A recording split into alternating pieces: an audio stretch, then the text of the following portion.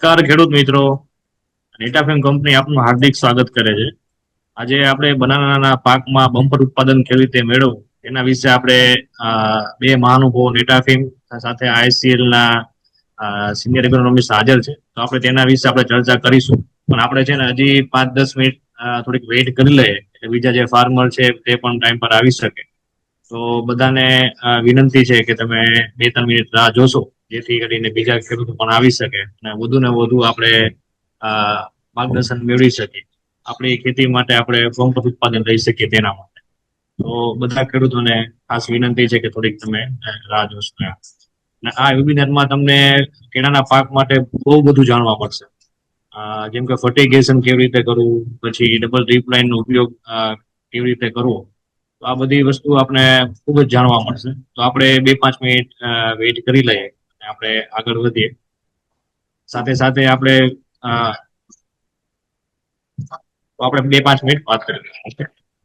તો આ સેશનમાં આપણે બનાનાના જે કે કેળાના પાક માટે આપણે કેવી રીતે બમ્પર ઉત્પાદન મેળવી શકીએ ફર્ટિગેશન તથા ડબલ ડ્રીપ લાઇનની મદદથી, એના વિશે આજે આપણે વાત કરવાના છીએ. આ વેબિનારમાં આપણે બે મહાનુભાવો, એક જે ઇકોનોમિસ્ટ છે, એક છે જે મોનિલ પંડ્યા કે જેને 20 વર્ષનો બહોળો અનુભવ છે, જે નેટાફિમમાં 20 વર્ષથી કાર્યરત છે, અને બીજા એવા ભરતભાઈ ચાવડા કે જે પીએચડી છે, આઈસીએલમાં રિજનલ ઇકોનોમિસ્ટ છે. તો આપણે તેના વિશે વધુ માર્ગદર્શન મેળવીએ. તો હવે મોનિલભાઈને હું વિનંતી કરું છું કે તમે આ વેબિનાર છે એને આગળ વધારે અને ખેડૂત મિત્રોને વધુ માર્ગદર્શન આપે. હા, થેન્ક યુ યશભાઈ. નમસ્કાર ખેડૂત મિત્રો. પહેલા મારો પરિચય આપી દઉં. મારું નામ મૌનિલ પંડ્યા છે. હું નેટાફિમ ડ્રીપ ઇરિગેશનમાં એગ્રોનોમિસ્ટ તરીકે મારી ફરજ નિભાવું છું અને ખેડૂત મિત્રોને પાક વિશે માહિતી આપવાનું કામ કરતો હોઉં છું. તો મિત્રો, ઘણા સમયથી હું આપણે અલગ અલગ ફિલ્ડોમાં જતો હોઉં છું. તેની અંદર ખેડૂત મિત્રોને જે ફર્ટિગેશનના પ્રોબ્લેમ વિશે વત્તા ડ્રીપ લાઇનના પ્રોબ્લેમ વિશે બધી જાણકારી મળી, તેથી વિચારી કે આવું એક સેમિનાર રાખવામાં આવે અને ખેડૂત ભાઈઓને પણ ઈચ્છા હતી કે આવું કોઈ સેમિનાર રાખવામાં માહિતી મળે તો ખૂબ જ સારું થઈ રહે, જેથી અમને ઉત્પાદન આવવાનું સારું થઈ રહે જેથી કરીને. એટલા માટે અમે એક આ સેમિનાર રાખવાનું આયોજન કરેલું છે. તો મિત્રો, આજે આપણે બે ડ્રીપ લાઇન દ્વારા કેવો ફાયદો થાય છે કેળની અંદર અને કેળમાં ફર્ટિગેશન દ્વારા બમ્પર ઉત્પાદન કેવી રીતે આવે છે તેની જાણકારી હું તો આપીશ, વત્તા આઈસીએલના આપણા ભરતભાઈ ચાવડા કરીને છે એગ્રોનોમી રિજિયોનલ મેનેજર, જે એ પણ જે જાણકારી આપવાનું કરશે. તો મિત્રો, આપણે હવે શરૂઆત કરીએ કે કેળમાં ઉત્પાદન કેવી રીતે સારી રીતે મળી શકે આપણને. તો હું તમને સ્લાઇડ શેર કરું છું.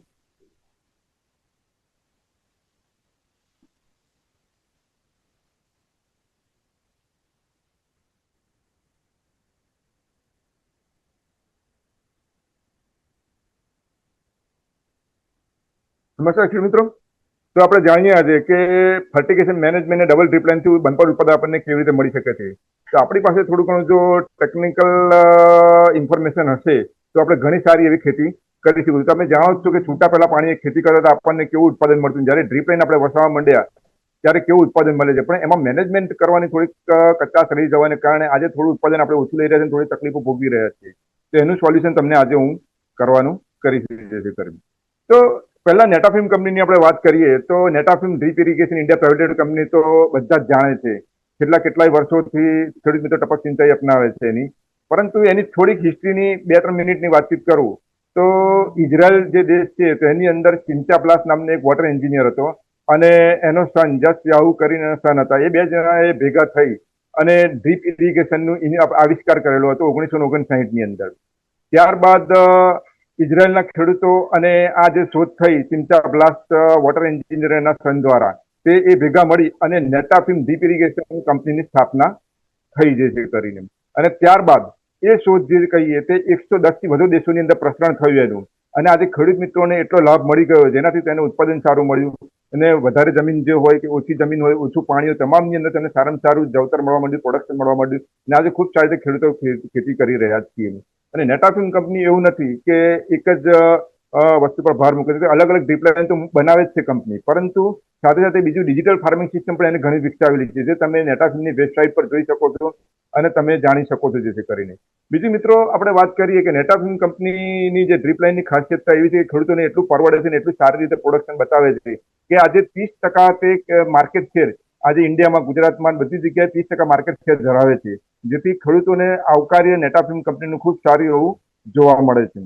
બીજું મિત્રો એક વાત કરીએ કે નેટાફિમ કંપની એવું નથી કે એકલું સેલ્સ કરવાનું જ હોય છે. તો નેટાફિમ કંપનીને તો સેલ્સ માટે સેલ્સ ડિપાર્ટમેન્ટ તો છે, ડિઝાઇનિંગ માટે ડિઝાઇનિંગ ડિપાર્ટમેન્ટ પણ છે, એ વધતા માર્કેટ ડિપાર્ટમેન્ટ છે, પણ સાથે સાથે જે વસ્તુનું આવિષ્કાર થાય છે, જે પ્રોડક્ટનો આવિષ્કાર થાય છે એનું નોલેજ ઇન્ફોર્મેશન પ્રોવાઇડેશન કરવા માટે વધતા પાકનું વધારે ઉત્પાદન આવવા માટે એક એગ્રોનોમી ડિપાર્ટમેન્ટ પણ કેટલાક 25 વર્ષથી સારી રીતે કામ કરી રહ્યું છે અને ખેડૂત મિત્રોને સારી રીતે ગાઈડલાઈન આપી રહ્યું છે. તો મિત્રો આ તમે જાણી શકો છો કે નેટાફિમની આ પોઝિટિવ હિસ્ટ્રી એટલી સારી છે કે જેથી ખેડૂત મિત્રોને ખૂબ જ સારો એવો લાભ મળી શકે છે.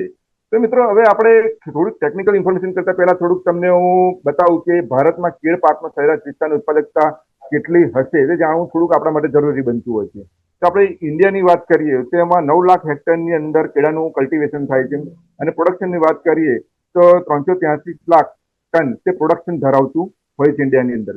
એની અંદર આપણે એમાં રાજ્યોની વાત કરીએ તો મહારાષ્ટ્રમાં સૌથી વધારે એનું કલ્ટિવેશન થઈ રહ્યું છે, એટલે વાવણી થઈ રહી છે, જે 1,30,000 હેક્ટરની અંદર અને પ્રોડક્શન જોવા જઈએ તો 72 લાખ ટન એનું પ્રોડક્શન જોવા મળી રહ્યું છે. એટલે ટોટલ પ્રોડક્શન જે ઇન્ડિયામાં થઈ રહ્યું છે એનું 19% ભાગ તો મહારાષ્ટ્ર ધરાવતું હોય છે. જેથી કરીને બીજું આંધ્રપ્રદેશની વાત કરીએ તો 1,10,000 હેક્ટરની અંદર એનું વાવેતર થાય છે અને 67 લાખ ટન જે પ્રોડક્શન ધરાવતું હોય છે. ટોટલ ઉત્પાદનના 17% માર્કેટ શેર તે ધરાવતું હોય છે. તો આવા અલગ અલગ રાજ્યોની જે છે વિશેષતા, એમાં ગુજરાતની ખાસ વાત કરીએ તો 60,000 હેક્ટરની અંદર એનું વાવેતર થાય છે અને 42 લાખ ટન એનું પ્રોડક્શન જોવા મળતું હોય છે અને ટોટલ પ્રોડક્શનના 11% તે ભાગ ધરાવતું હોય છે.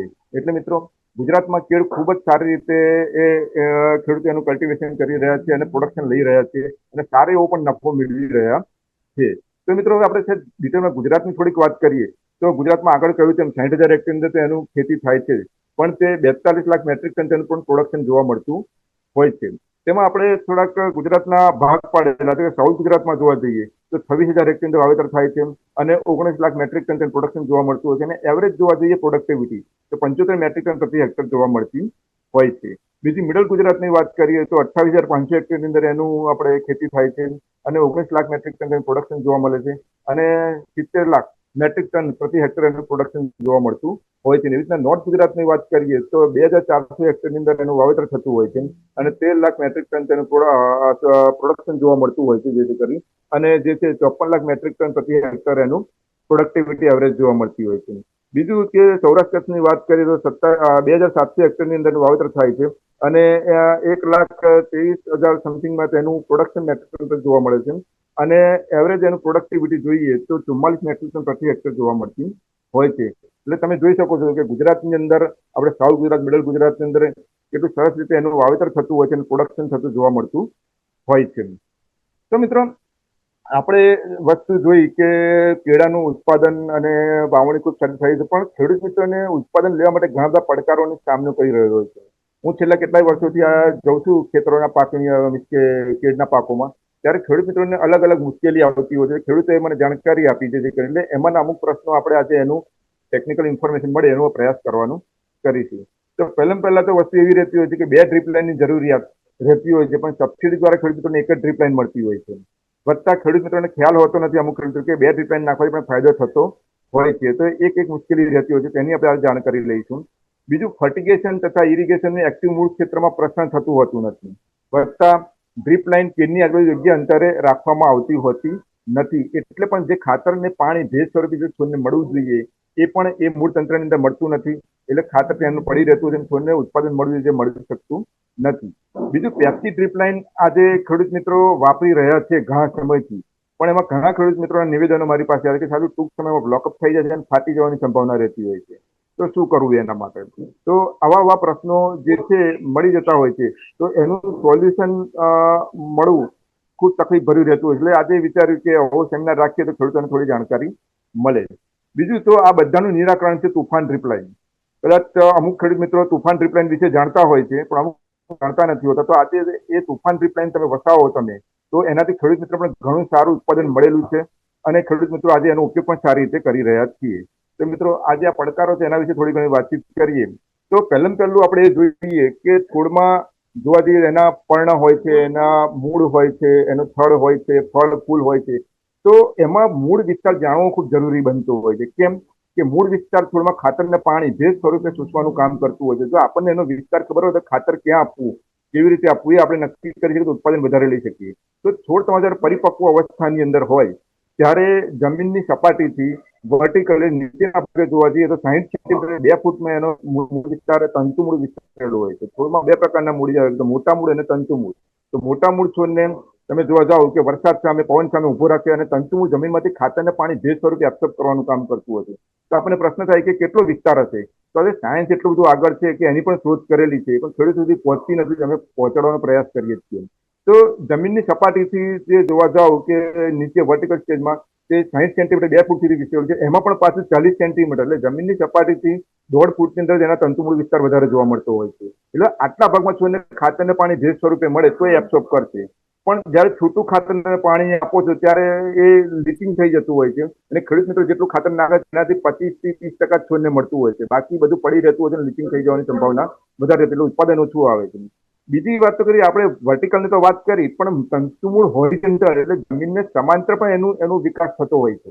તો એ હોરિઝોન્ટલ પણ જો એનું મીન્સ કે એનું આવરવામાં આવે ડ્રીપ લાઇન દ્વારા એનું ઇરિગેશન અને ફર્ટિગેશન, તો એ બધા મૂળને ખાતર પાણી લેવાનું કામ કરશે તો પણ પ્રોડક્શન આવવાની સંભાવના વધારે રહેતી હોય છે. તો આપણને એમ થાય કે એનો વર્ટિકલ વિસ્તાર પણ કેટલો હશે? તો જનરલી આપણે જોવા જઈએ છીએ તો એનો વર્ટિકલ વિસ્તારમાં એનો હોરિઝોન્ટલ વિસ્તારની અંદર છોડ જેટલું વિસ્તરતું હોય, એના પાના જેટલા વિસ્તરતા હોય છે ત્યાં સુધી એના મૂલ્ય જતા હોય છે.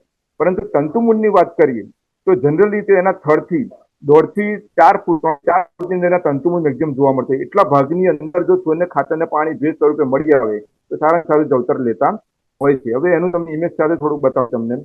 આ તમે આગળ આપણે વાતચીત કરી તેમ કે આ છોડનું થડ છે ત્યાંથી હોરિઝોન્ટલ તો એનું મૂળનું વિસ્તરણ થતું જ હોય છે અને વર્ટિકલ પણ થતું હોય છે. તો વર્ટિકલમાં તો આપણે વાત કરી કે જમીનની ઊંડાઈમાં 2 ફૂટ સુધી જાય છે, પણ એનું હોરિઝોન્ટલ પણ એના પાના જેટલા વિસ્તાર છે ત્યાં સુધી મળી જતા હોય છે. પણ એક્ટિવ મૂળતંત્ર વિસ્તાર જે કહીએ આપણે એનો જે કરીને તે તમારે એને એક્ટિવ મૂળતંત્ર વિસ્તાર જે તમે કહો તમે એ જમીનના થડથી જે કહીએ 1.5 થી 4 ફૂટ કે 3 થી 4 ફૂટ સુધી એના તંતુમૂળ વિકસતા હોય છે.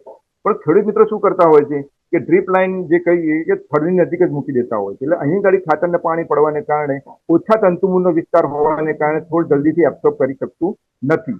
પરંતુ જો એનો એક્ટિવ મૂળતંત્ર વિસ્તાર જે કહીએ જ્યાં વધારે જથ્થાની અંદર એનો મૂળ વિસ્તાર આવતો હોય છે ત્યાં જો કરવાની અંદર આવે એને જે છે કરીને તો ત્યાં આગળ થોડું મેક્સિમમ ક્વોન્ટિટીમાં ખાતરને પાણી એબ્સોર્બ કરવાનું કામ કરશે. તમે જોઈ શકો છો કે છોડના પાના જેમ વિસ્તરતા જાય એમ તમે ડ્રીપ લાઇન થોડી ખસેડતા જાઓ તો તમારા છોડને એક્ટિવ મૂળતંત્ર વિસ્તારને મેક્સિમમ ખાતર મળી રહે અને એબ્સોર્બ કરવાનું કામ કરે અને છોડનું ઉત્પાદન અને વિકાસ સારો એવો જોવા મળતો હોય છે. પણ ખેડૂત મિત્રો આ રીતે એના કહીએ થડ અગાડી ડ્રીપ લાઇન મૂકી રાખતા હોય છે અથવા તો દૂર રાખતા હોય છે, જેથી અનઇવન હોવાને કારણે ખાતરને પાણી છોડના મૂળિયા લઈ શકતા નથી. તો મિત્રો આ તમે જોઈ શકો છો અહીંયા કે આ થડથી દૂર રાખે, જેમ છોડના પાના વિસ્તરતા જાય એમ તમે ડ્રીપ લાઇન થોડી દૂર કરતા જ જાઓ તો જ્યાં એનો એક્ટિવ મૂળતંત્ર વિસ્તારનો વધારે જથ્થો છે ત્યાં ખાતરને પાણી ભેજ સ્વરૂપે ડાયરેક્ટલી છોડને મળી જતું હોય છે અને વિકાસનું ઉત્પાદન સારું મળતું હોય છે. તો ઘણા મિત્રોએ આ રીતે પ્રયોગ કર્યા અને સારું આજે જવતર ઉત્પાદન લઈ રહ્યા છે ખેડૂત મિત્રો જે કરીને.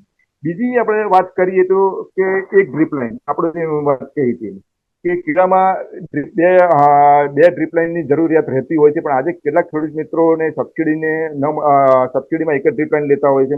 વધતા ખબર ના હોવાને કારણે એક જ ડ્રીપ લાઇન બચાવતા બીજી ડ્રીપ લાઇન એમને ખબર જ નહીં હતી કે કેવું ઉત્પાદન મળે કે ના મળે. પણ બે ડ્રીપ લાઇન વસાય છે અને સારામાં સારું ઉત્પાદન મળેલું છે. તો તમે જે ડ્રીપ લાઇન જે એક ડ્રીપ લાઇન રાખવાને કારણે સપોઝ તમે આજે 2 કલાક પાણી આપવાના છો અને ખાતર આપવાના છો તો છોડની એક જ બાજુ 2 કલાકને ખાતર મળી રહેશે, બીજી બાજુ છોડને ખાતર મળી રહેશે નહીં. તમે જોઈ શકો છો ભાગ ખુલ્લો જ રહેશે. એટલે એક જ બાજુ ભાર મૂળિયાને વધારે આવતું હોય છે, થોડું બધું પાણી ભેજ કે ખાતર એબ્સોર્બ કરી શકતા નથી, એટલે છોડને જોઈએ એવું જળતર મળતું નથી. જો બીજી બાજુ એની ડ્રીપ લાઇન જો રાખવામાં આવે તો છોડ સારી રીતે ખાતરને પાણી ભેજ એબ્સોર્બ કરી શકે છે અને જવતર લઈ શકે છે. એટલે 50% એક બાજુ ખાતર પાણી જાય, 50% એક બાજુ ખાતર પાણી જાય ભેજ સ્વરૂપે. તો છોડ જે ખાતર આપેલું છે એનું કમસે કમ તે 80 થી 90% તો સારી રીતે એબ્સોર્બ કરતું જ હોય છે અને પ્રોડક્શન આવવાની સંભાવના ખૂબ સારી વધી જતી હોય છે. એટલે મિત્રો જે છે તે 2 ડ્રીપ લાઇન જો તમે કરવાનું કરશો તો આજે હાલની તારીખમાં ઉત્પાદન તો મળી જ રહ્યું છે, તેનાથી તમને પણ સારું એવું ઉત્પાદન મળી રહેશે. તો મિત્રો હવે ખેડૂત મિત્રોને આગળ વાત કરી સબસિડીમાં એક જ ડ્રીપ લાઇન મળે છે અને બીજી ખ્યાલ નથી હોતો તો નેતાફિંગ તુફાન ડ્રીપ લાઇન વસાઈ છે તમે વિશે તમને જાણકારી આપી. આ એક મેં પોષક તત્વોના વિતરણની પેટર્ન બતાવી છે કે સરફેસ ઇરિગેશન કરો એટલે છૂટું પાણી આપો તો ખાતરનું લીચિંગ થઈ જતું હોય. પણ અમુક ખેડૂતો એવું કરતા હોય છે કે છૂટું ખાતર આપી દે અને એક જ ડ્રીપ લાઈન બસાવતા હોય છે. તો એનાથી ખાતરનો જથ્થો જે ધીમે ધીમે પીગળી અને બધી જગ્યાએ નહીં પીગળે, એક જગ્યાએ ખાતર જશે, જે છોડના મૂળિયા લઈ શકવાનું કામ કરી શકતા નથી. જ્યારે તમે ડ્રીપ વડે ઇરિગેશન કરશો અને ફર્ટિગેશન ડ્રીપ વડે, તો ખાતર તમારા બધા મૂળિયા બાજુ પ્રસરશે અને બધા જ મૂળ તમારે તંતુ મૂળકાઈ એ ખાતર પાણી એક્સેપ્ટ કરવાનું કામ કરશે, જેથી છોડનું જવતાનું ઉત્પાદન વધવાની શક્યતા સારી એવી રહેતી હોય છે. તો મિત્રો, આ તુફાન ડ્રીપ લાઈનની આપણે વાત કરીએ તે અમુક ખેડૂત મિત્રો અમુક જાણે જ છે. તો જે તમે ડ્રીપ લાઈન તમે એક લીધી હોય અથવા તમારે બે ડ્રીપ લાઈન પણ તમે કરવી હોય ખેડમાં, તો તમે કરાવવાનું વસાવી શકો છો. તો એમાં અલગ અલગ રીતે બનાવેલ છે કે 16 mm ની ડ્રીપ લાઈન જનરલી આપણે ઉપયોગ કરતા હોઈએ, એમાં 30 સેન્ટીમીટરે એટલે કે 1 ફૂટે 1 લીટર પ્રતિ કલાક પાણી પડે છે ટપકણિયામાંથી. 1.6 લીટર, 2.2 લીટર, 2.4 લીટર તે લીટર પ્રતિ કલાક અવેલેબલ છે. એટલે તમારો કયો પાક છે એના મુજબ તમે ડ્રીપ લાઈન બચાવી શકો છો. બીજું 16 mm ની અંદર 40 સેન્ટીમીટર ટપકણિયા આવે, એટલે કે સવા ફૂટે 2.2 લીટર પ્રતિ કલાક, 2.4 લીટર પ્રતિ કલાક પણ અવેલેબલ છે. બીજું નેટાફિલ્મ કંપની 20 mm ની ડ્રીપ લાઈન પણ બહાર ઇન્ટ્રોડ્યુસ કરેલી છે, જે 30 સેન્ટીમીટર એટલે 1 ફૂટે 2.2 લીટર પ્રતિ કલાક અને 2.4 લીટર પ્રતિ કલાક અવેલેબલ છે. અને 40 સેન્ટીમીટર એટલે કહીએ કે સવા ફૂટે 2.2 લીટર પ્રતિ કલાક અવેલેબલ છે. એટલે તમારો કોઈ પણ પ્રકારનો પાક હોય અને તમારે પાણીની જરૂરિયાત કેવી છે એના મુજબ તમે ડ્રીપ લાઈનનો સારી રીતે ઉપયોગ કરી શકો છો. તો મિત્રો, બીજી એની તુફાન ડ્રીપ લાઈનની એક ખાસિયતતા જોઈએ તો તુફાન ડ્રીપ લાઈન જે પોલિથિલિન સિન્થેટિક મટીરિયલનું બનેલું છે અને 40% તે હાયર ટેન્સિલ છે, એટલે જલ્દીથી એની સ્ટ્રેન્થા એટલી સારી હોય છે કે જલ્દીથી એની કોઈ એવી હાનિ થવાની સંભાવના રહેતી નથી. બીજું કે આજે મોટો પ્રશ્ન ખેડૂતોને રહેતો હોય, જ્યાં જ્યાં ફિલ્ડોમાં કહ્યું છે, અમુક વાર ડ્રીપ લાઈન ફાટી જતી હોય છે. એ બધી બહુ જગ્યાએ જોયું છે, ખેડૂતોના પ્રશ્ન આવતા હોય છે. પણ નેટાફિલ્મ કંપનીએ એ જે ડ્રીપ લાઈન બનાવી છે, તુફાન ડ્રીપ લાઈન, તે વર્જિન મટીરિયલમાંથી બનાવી છે.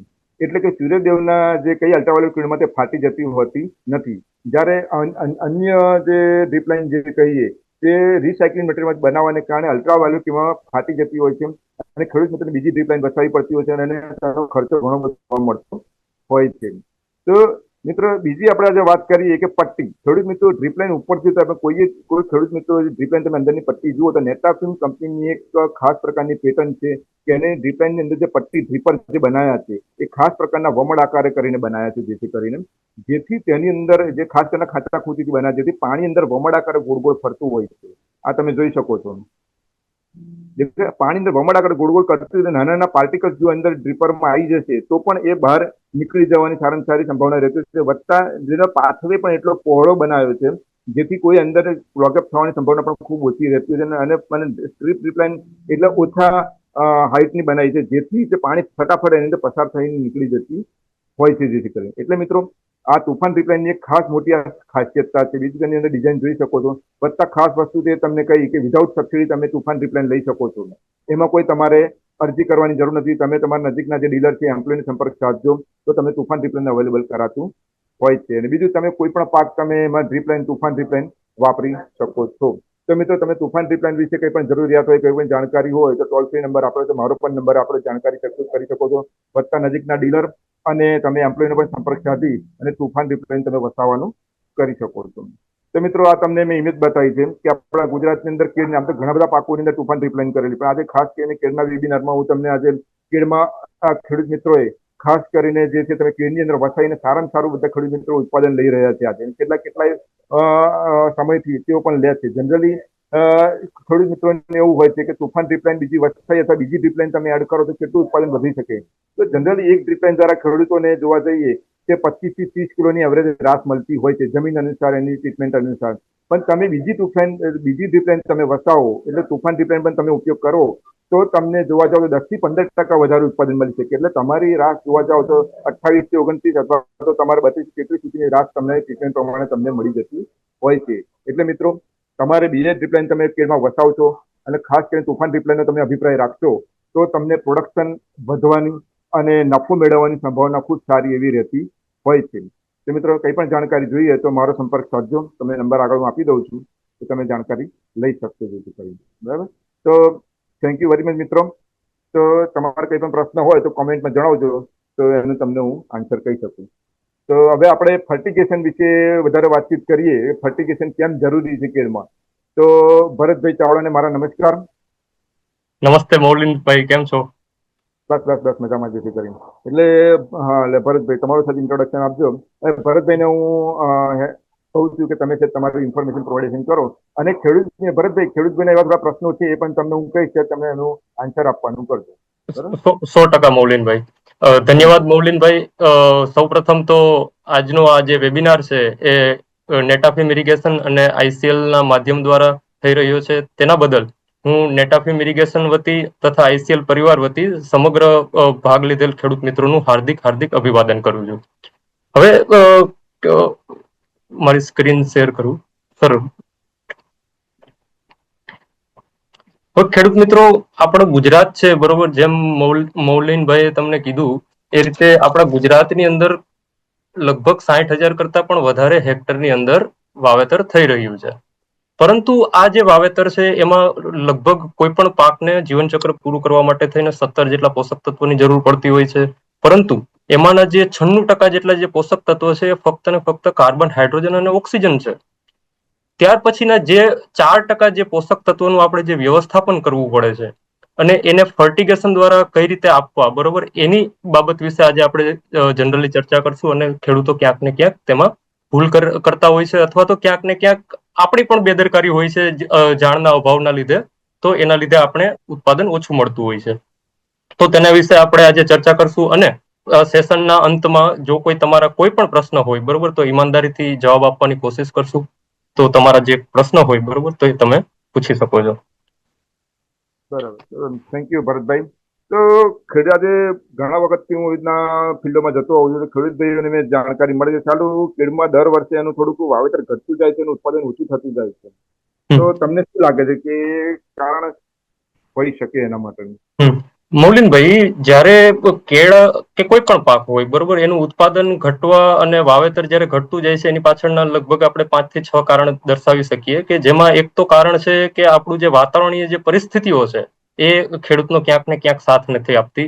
અણધાર્યો વરસાદ થાય છે અને ક્યાંક જ્યારે વરસાદની જરૂર હોય, બરોબર, ત્યારે વરસાદ નથી થતો.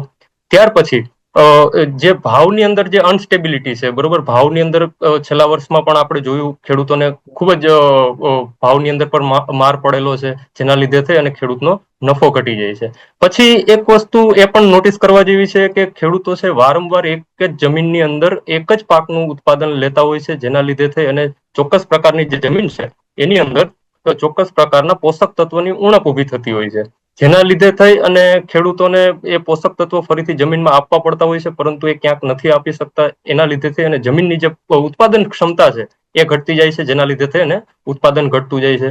ત્યાર પછી કેળાના જેવા પાકની અંદર અમુક પ્રકારના રોગ એવા છે, જેમ કે પનામા વિલ્ટ છે, સિગાટોકા છે, બરોબર, એવા રોગનું જ્યારે પણ અતિશય ઉપદ્રવ થઈ જાય છે ત્યારે ખેડૂતોને એને પ્રોબ્લેમનું એનું સોલ્વ કરવા માટે થઈને ઘણી બધી સમસ્યાઓનો સામનો કરવો પડતો હોય છે, જેના લીધે થઈ અને આપણે ગુજરાતની અંદર વાવેતર અને જે ઉત્પાદન છે એ થોડું ઘટ્યું છે.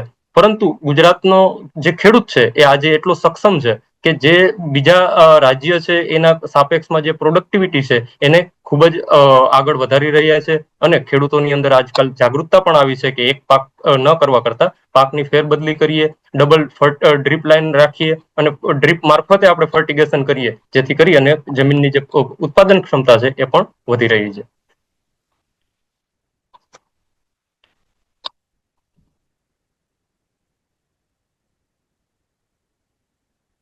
હવે આ જે કેળાના જે પાક છે, બરોબર, એની અંદર આપણે શરૂઆતથી લઈ અને જે વિવિધ તબક્કાઓ હોય છે એનું એ તબક્કાઓનું જ્ઞાન આપણે હોવું જરૂરી છે. તો ખેડૂત મિત્રો, જે 1 થી 30 દિવસ છે એ જનરલી સ્થાપનાનો દિવસ છે, જેમાં મૂળનો વિકાસ થતો હોય છે અને નવા પાન છે એ બનતા હોય છે.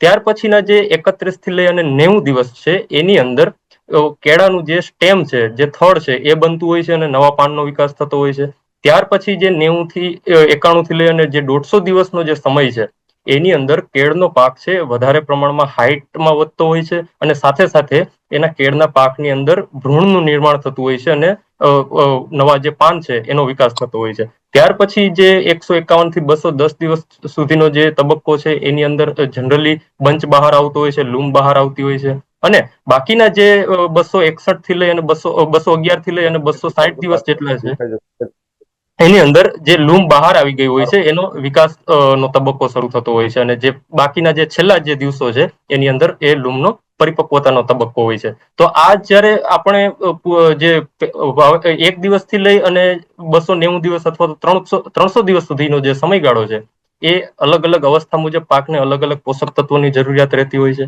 તો એ મુજબ કયા અવસ્થાએ કયા પોષક તત્વોની જરૂરિયાત હોય છે, જો એનો આપણે અભ્યાસ કરીએ તો આપણને કેળાના પાકની અંદર સારું ખાતરનું પોષક તત્વોનું વ્યવસ્થાપન કરી શકીએ. અને એક વાત હંમેશા યાદ રાખવી પડે આપણને કે કોઈ પણ પાક હોય એને ખાતરની જરૂરિયાત નથી હોતી, કોઈ પણ પાક હોય એને પોષક તત્વોની જરૂરિયાત હોય છે. નથી પાણીની જરૂર કે નથી ખાતરની જરૂર, એને ભેજ અને ફક્ત પોષક તત્વોની જરૂરિયાત હોય છે, જેથી કરી અને જે પોષક તત્વોનો જે કાર્યક્ષમ ઉપયોગ છે એને આપણે વધારે લઈ શકીએ. હવે કેળાના પાકની અંદર એનું જે જીવન ચક્ર છે એ સમગ્ર જીવન ચક્ર એના 17 આવશ્યક જે પોષક તત્વો છે એની અંદર પૂરું થતું હોય છે. હવે એમાંના જે મુખ્ય જે મૂળભૂત બંધારણીય ઘટક છે, બરોબર, એની અંદર કાર્બન, હાઇડ્રોજન અને ઓક્સિજનનો સમાવેશ થાય છે. પરંતુ કોઈ પણ સજીવ હોય એની અંદર લગભગ 95 થી 96% જેટલો જે ભાગ છે એ કાર્બન, હાઇડ્રોજન અને ઓક્સિજનનો બનેલો હોય છે. અને આપણને ભગવાનની દેન છે કે એ આપણને સૂર્યપ્રકાશ, હવા અને પાણીમાંથી એ કાર્બન, હાઇડ્રોજન અને ઓક્સિજન મળી જાય છે. પરંતુ બાકીના જે 4% છે એની અંદર પણ 1% જેટલા જે પોષક તત્વ છે એ મુખ્ય પોષક તત્વ છે, જેમાં નાઇટ્રોજન છે, ફોસ્ફરસ છે, પોટાશ છે. આની જરૂરિયાત ખૂબ જ વધારે પ્રમાણમાં રહેતી હોય છે. ત્યાર પછીના જે 1% વધે છે એની અંદર પણ 0.5% અથવા તો 0.4% જેટલા જે પોષક તત્વ છે એ ગૌણ પોષક તત્વની જરૂરિયાત હોય છે, જેની અંદર કેલ્શિયમ, મેગ્નેશિયમ અને સલ્ફરનો સમાવેશ થાય છે. ત્યાર પછીના જે 0.5% જેટલા જે પોષક તત્વ છે એની અંદર સૂક્ષ્મ પોષક તત્વ, જેની અંદર iron, manganese, chlorine, zinc, boron અને કોપર, મોલિબ્ડેનમ અને નિકલ જેવા પોષક તત્વોનો સમાવેશ થતો હોય છે. પરંતુ આ જે પોષક તત્વ છે એમાંના જે 4% જે પોષક તત્વ છે એમાં આપણે કયા અવસ્થાએ એનો રોલ શું છે, એની જે ભૂમિકા શું છે, અથવા તો એ જ્યારે જમીનની અંદર લભ્ય સ્વરૂપમાંથી અલભ્ય સ્વરૂપની અંદર ફેરવાઈ જાય છે ત્યારે એની જે ઉણપના ચિહ્નો છે એ કેવા હોઈ શકે એની આપણને માહિતી હોવી જરૂરી હોય છે, જેથી કરી અને આપણે એના નિવારવાના પ્રયત્ન કરી શકીએ. હવે એમાંનું જે મુખ્ય એક પોષક તત્વ છે નાઇટ્રોજન. નાઇટ્રોજનને ગ્રોથ ન્યુટ્રિયન્ટ તરીકે ઓળખવામાં આવે છે, કારણ કે કેળાનો જે પાક છે એ નાઇટ્રોજન બંને સ્વરૂપની અંદર શોષણ કરી શકે છે, જેમાં નાઇટ્રેટ ફોર્મ પણ છે અને એમોનિકલ ફોર્મ પણ છે. પરંતુ કેળાના પાકને 70% જેટલું નાઇટ્રેટ ફોર્મની અંદર નાઇટ્રોજન એબ્સોર્બ કરતો હોય છે, અને જ્યારે 30% જેટલું જ એમોનિકલ ફોર્મની અંદર શોષણ કરતો હોય છે.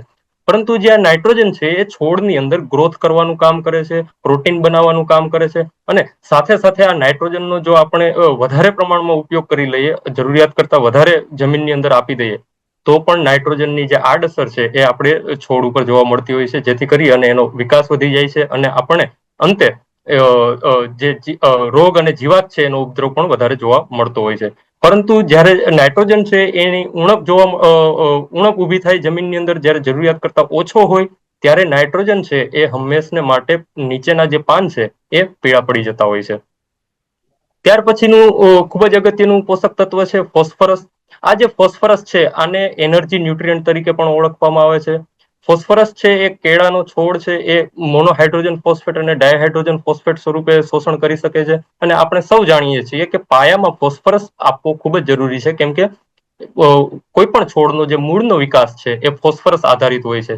ત્યાર પછી છોડની અંદર જો ઉર્જાનું જે સ્થાનાંતરણ એડીપી અને એટીપી જેને કહીએ છીએ એનું જો સ્થાનાંતરણ કરવાનું જો કોઈ કામ કરતું હોય તો તે ફોસ્ફરસ છે.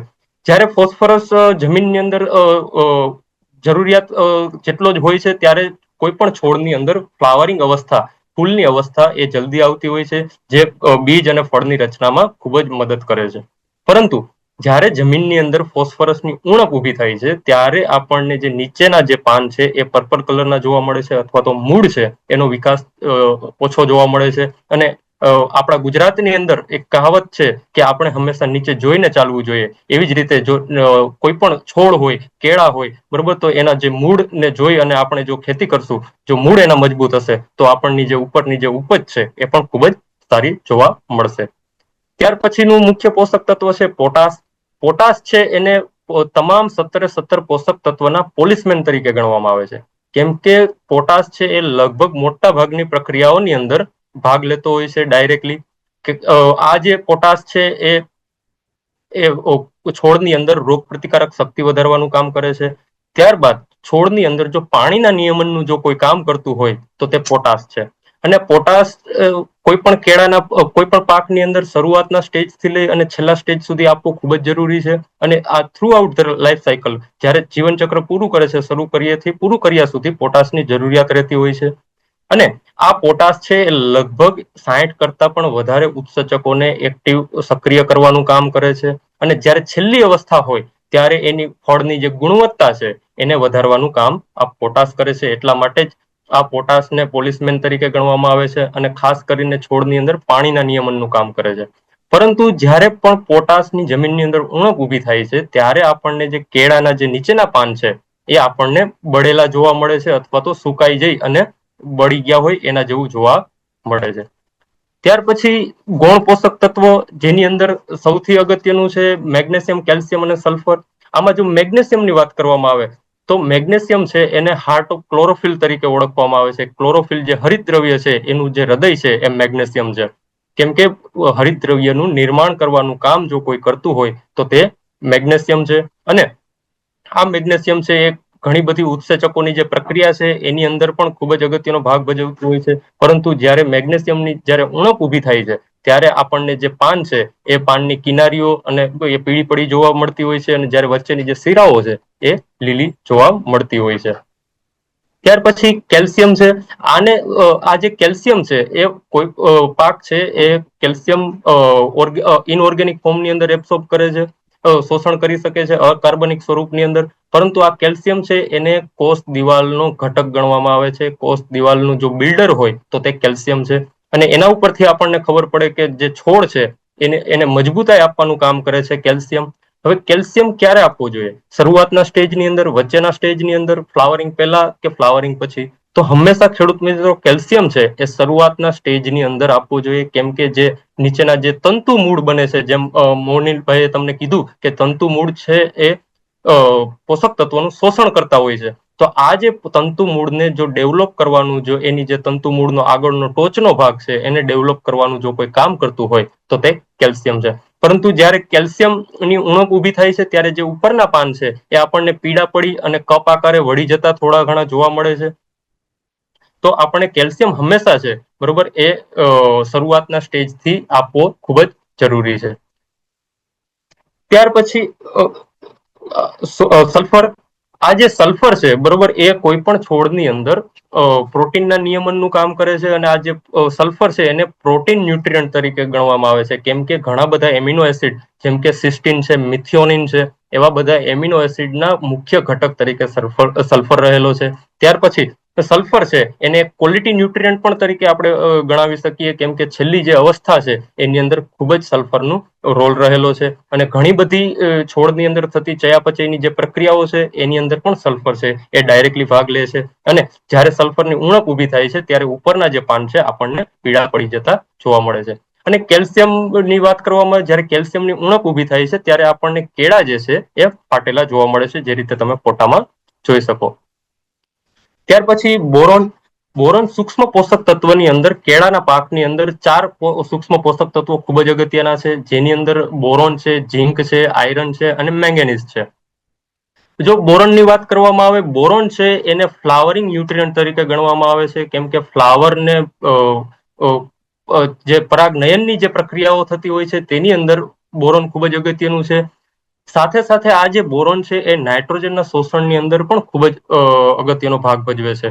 અને જ્યારે ફ્લાવરિંગ આવી ગયું હોય ત્યારે એ છોડની અંદર જે સુગર છે એને અને જે પેક્ટિન છે એની જે રચના કરવાની હોય છે એની અંદર બોરોન ખૂબ જ અગત્યનો ભાગ ભજવતું હોય છે. હવે જ્યારે પણ જમીનની અંદર બોરોનની ઉણપ ઊભી થાય છે, અથવા તો આપણે બોરોન નથી આપતા ફ્લાવરિંગ અવસ્થા પહેલા અથવા તો ફ્લાવરિંગ અવસ્થાએ, ત્યારે આપણને જે ફ્લાવરિંગ છે એ પણ નબળું જોવા મળે છે.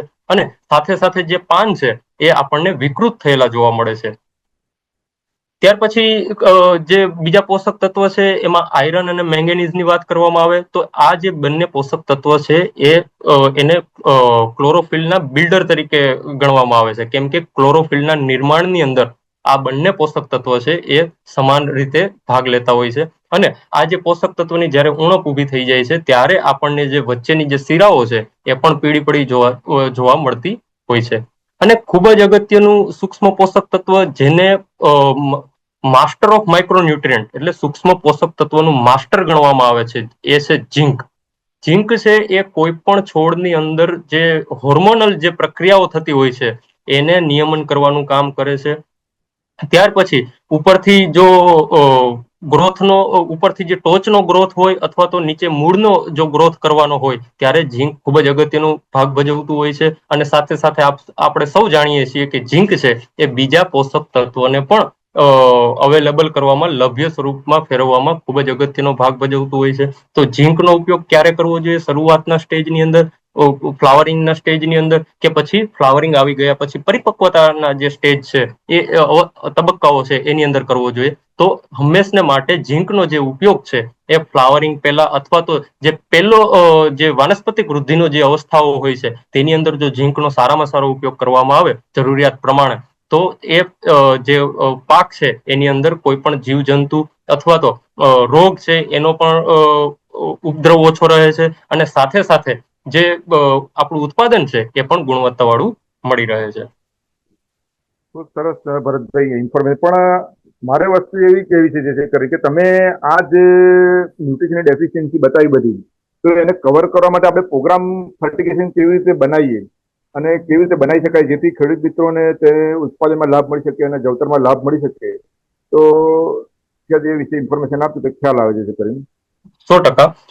મૌલિનભાઈ, સૌ પ્રથમ તો આપણે જયારે ફર્ટિગેશન પ્રોગ્રામ બનાવવાની વાત કરતા હોય બરોબર, તો એ પહેલા આપણે એ જાણવું પડે કે ફર્ટિગેશન વાસ્તવિકતાની અંદર છે શું.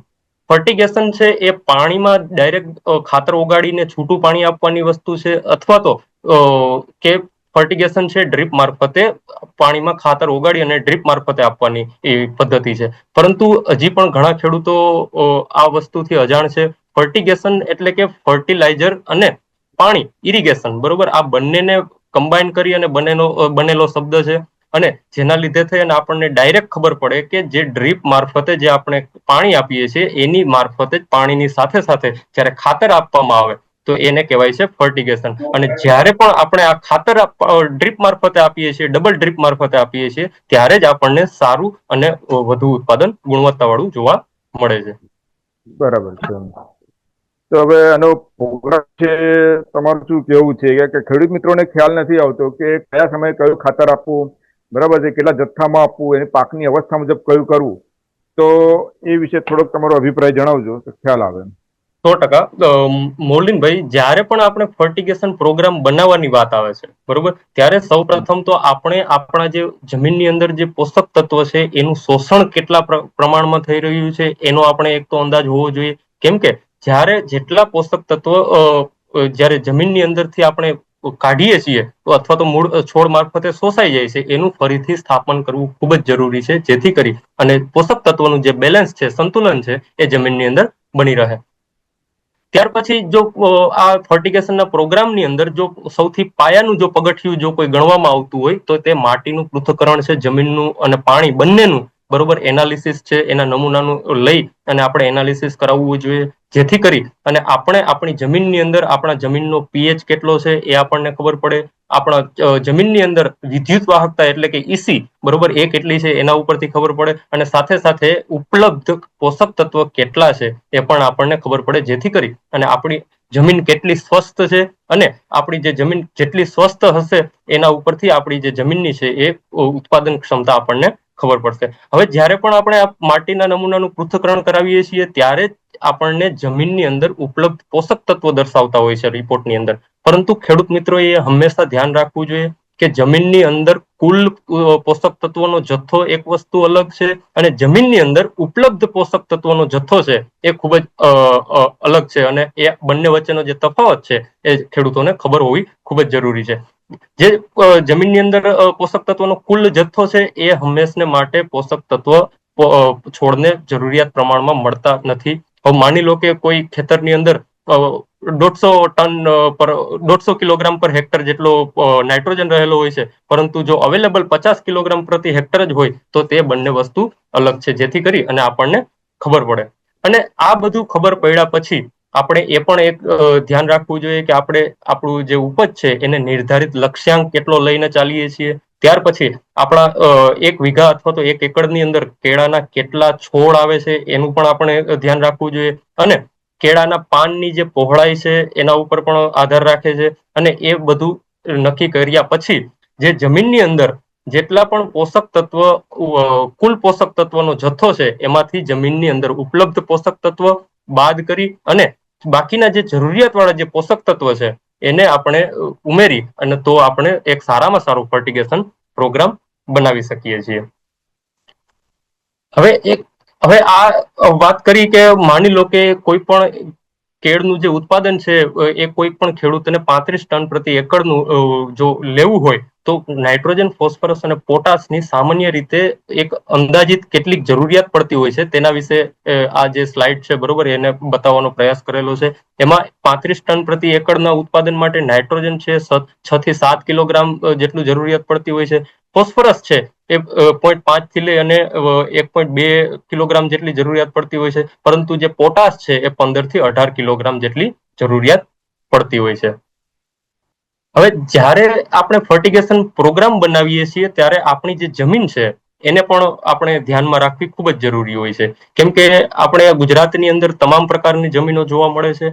એમાં જે રેતાળ પ્રકારની જે જમીન છે એમાં ફક્ત ને ફક્ત આપણે ફર્ટિગેશન દ્વારા જ ખાતરો આપવા જોઈએ. કેમ કે જ્યારે એને છૂટા પાણી દ્વારા ખાતર આપીએ અથવા તો છૂટા ખાતર આપવામાં આવે છે ત્યારે એ ખાતર છે જમીનની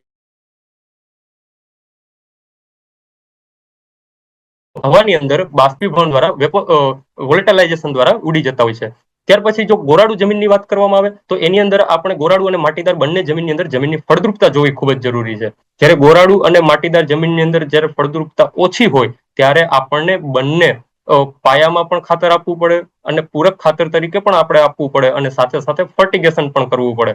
પરંતુ જ્યારે માટીદાર જમીન હોય ત્યારે એ જમીનની અંદર આપણે સામાન્ય ફળદ્રુપતાની અંદર પણ આ બંને પ્રેક્ટિસ કરવી પડે. અને જ્યારે કોઈ પણ જમીન હોય એ ઉચ્ચ પ્રકારની ફળદ્રુપતા ધરાવતી હોય ત્યારે ફક્ત ને ફક્ત જો ફર્ટિગેશન દ્વારા જો ખાતર આપવામાં આવે તો એ ખાતરોનો જે કાર્યક્ષમ ઉપયોગ છે એ પણ વધારી શકાય. અને આપણે જે ખાતર ઉપર અથવા તો કોઈ પણ ઉપર આપણે ખર્ચ કરીએ છીએ એનો ખર્ચનો આપણે વધારેમાં વધારે બેનિફિટ ઉપયોગમાં લઈ શકીએ છીએ. હવે ભરતભાઈ આપણે આની અંદર સોઇલ ટેસ્ટ કરાવવો ખૂબ જરૂરી બને છે મતલબ બરાબર ને? હા, સોઇલ ટેસ્ટ મારા અનુભવ પ્રમાણે અને જે વૈજ્ઞાનિકોના જે સલાહ છે બરોબર એ વર્ષમાં એક વખત 100% જ્યારે પણ આપણે વાવેતર કરવાનું હોય એના 1 મહિના પહેલા કોઈ પણ ખેડૂત પાસે એના જે જમીનનો જે પૃથ્થકરણનો જે રિપોર્ટ છે એ હોવો જરૂરી છે. જેથી કરી અને આપણી જે જમીન છે એની અંદર આપણને ખબર પડે કે આપણા જમીનની અંદર કેટલા પ્રમાણમાં પોષક તત્વ હાજર છે, કેટલા પ્રમાણમાં ઘટે છે અને આપણી જે જમીનની ફળદ્રુપતા છે એ આપણે કઈ રીતે આગળ વધી રહી છે અથવા તો ઘટી રહી છે. તો આના માટે થઈ અને જમીનના નમૂનાનું પૃથ્થકરણ કરાવવું ખૂબ જ અગત્યનું છે, આવશ્યક છે.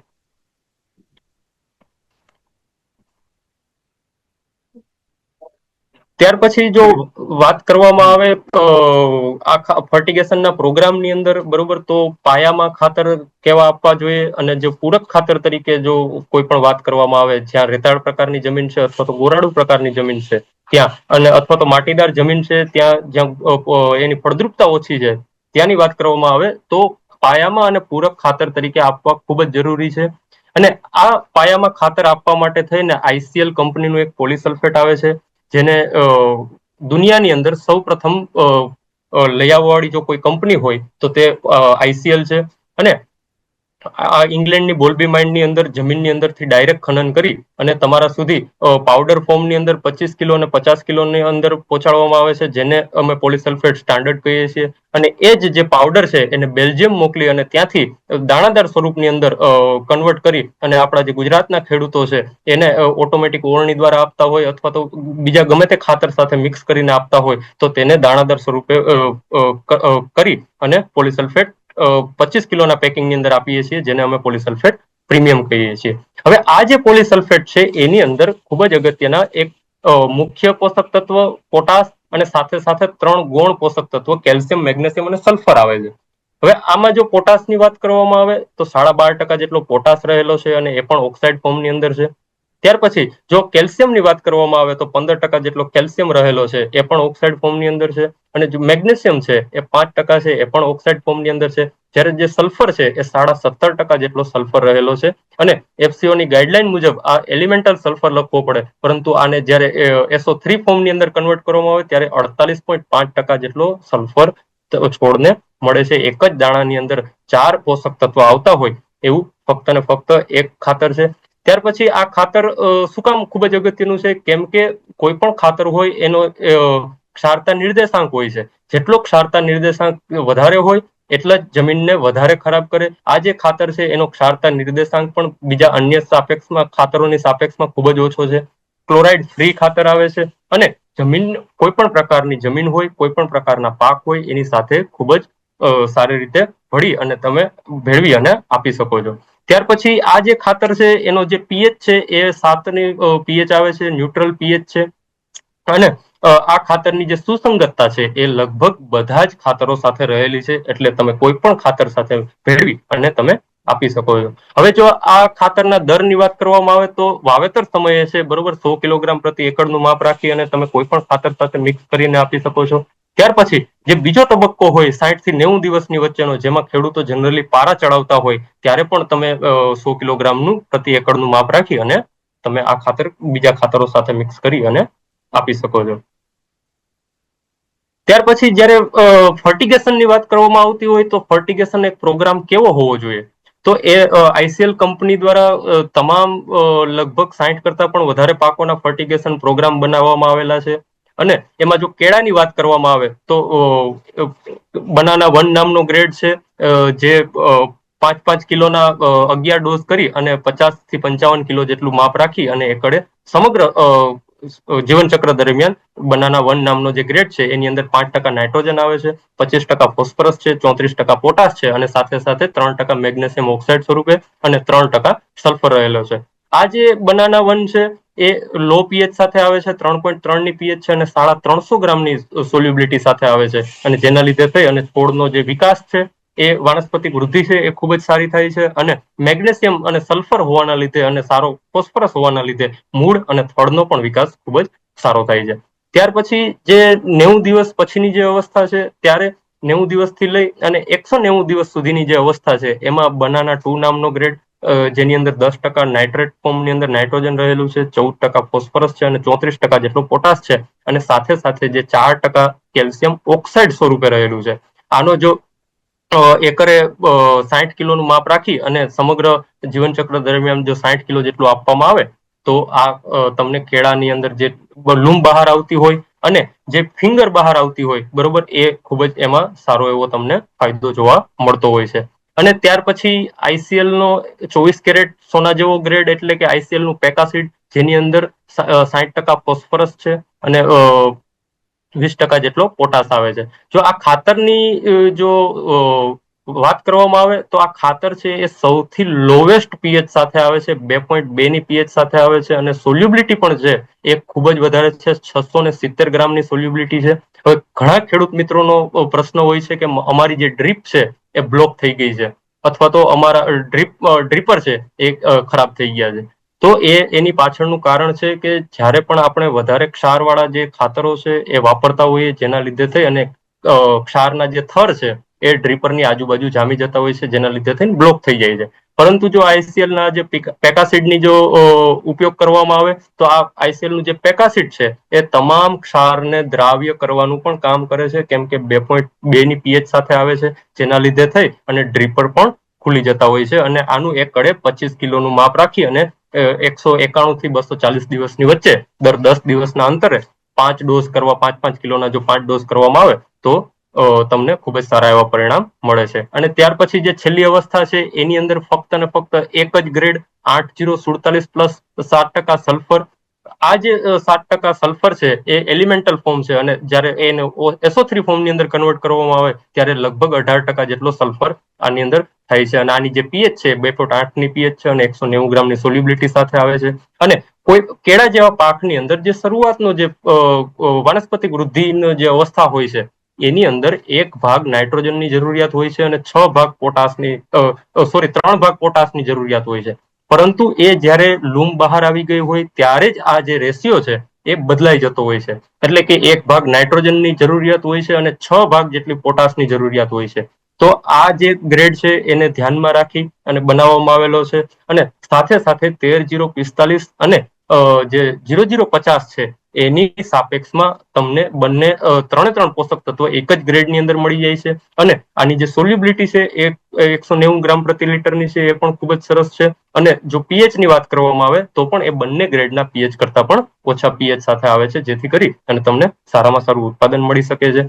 અને વાનસ્પતિક વૃદ્ધિની અંદર ન્યુટ્રીવાન્ટ સ્ટાર્ટરના 2 કિલોનું માપ રાખી અને તમે એકડે સ્પ્રે કરી શકો છો સમગ્ર લાઈફ સાયકલ દરમિયાન. ત્યાર પછી બુસ્ટર છે એ પણ 2 કિલો સમગ્ર જીવનચક્ર દરમિયાન, અને ફ્રૂટ છે એ 4 કિલોનું માપ રાખી અને 190 દિવસથી લઈ અને 270 દિવસ સુધીમાં તમે સ્પ્રે કરી શકો છો. એમાં ફર્ટિગેશન જે તમે ઇન્ફોર્મેશન સરસ આપી, પરંતુ જોઈએ આપણે તો કેટલા દિવસના અંતરે ફર્ટિગેશન જો કરવામાં આવે તો અવેલેબિલિટી છોડને સારી એવી મળી રહી છે. ખૂબ સરસ પ્રશ્ન છે મૌલિનભાઈ. જો ફર્ટિલાઇઝર આપણે કેટલા દિવસના અંતરે કરવામાં આવે, બરોબર, તો એની વાત કરવામાં આવે તો અંતરાલ જે છે એ કોઈ પણ પાકના જે વૃદ્ધિનો જે તબક્કો છે એના ઉપર આધાર રાખતું હોય છે. હવે જ્યારે પણ છોડ છે એ વાનસ્પતિક વૃદ્ધિની અવસ્થાની અંદર હોય ત્યારે જનરલી જે પોષક તત્વની જરૂરિયાત છે એ ખૂબ જ ઓછી રહેતી હોય છે, અથવા તો સામાન્ય પ્રમાણમાં રહેતી હોય છે. ત્યારે આપણને 7 દિવસનો અંતરાલ રાખી અને આપણે ફર્ટિગેશન કરી શકીએ છીએ. પરંતુ જ્યારે છોડ છે એ રિપ્રોડક્ટિવ ફેઝની અંદર આવે, ફ્લાવરિંગ અવસ્થાની અંદર આવે, ત્યારે આપણને ખબર છે કે એ યુવા અવસ્થાની અંદર છે છોડ, ત્યારે યુવા અવસ્થાની અંદર છોડને પોષક તત્વોની ખૂબ જ વધારે પ્રમાણમાં જરૂરિયાત રહેતી હોય છે. ત્યારે આપણે જનરલી 5 દિવસે ફર્ટિગેશન કરવું જોઈએ, અથવા તો 3 દિવસે કરવું જોઈએ. તો આ રીતે જો ફર્ટિગેશનનો અંતરાલ રાખવામાં આવે તો જે છોડ છે એનો જે વૃદ્ધિનો જે તબક્કો છે એને ધ્યાનમાં રાખી અને કરવામાં આવે તો ખૂબ જ સારું એવું પરિણામ મળી શકે છે. હવે સાથે સાથે એ પણ વાત કરીએ કે જ્યારે છંટકાવ કરવાનો હોય, બરોબર, તો ક્યારે કરવો જોઈએ? તો છંટકાવ છે હંમેશા સવારના સમયની અંદર 10 વાગ્યા પહેલા કરી દેવાનો, અથવા તો જ્યારે આપણે સાંજનો જે સમય છે 3 વાગ્યા પછીનો, અથવા તો 3:30-4 વાગ્યા પછી આપણે સ્પ્રે કરવો જોઈએ, જેથી કરી અને પોષક તત્વ છે એની અંદર જે આપણે છંટકાવ કરીએ છીએ એની અંદર તાપમાનની જે અસર છે એ આપણને ખૂબ જ ઓછી જોવા મળે. જો આ રીતે કરવામાં આવે તો ખૂબ જ સારું એવું પરિણામ આપણને મળી શકે. આમાં જે છે એક જાણકારી એવી મળેલી હોય છે કે ખાતર જે કહીએ જમીનમાં આપ્યા પછી એની પણ મોબિલિટી ખાસ હોતી હોય છે.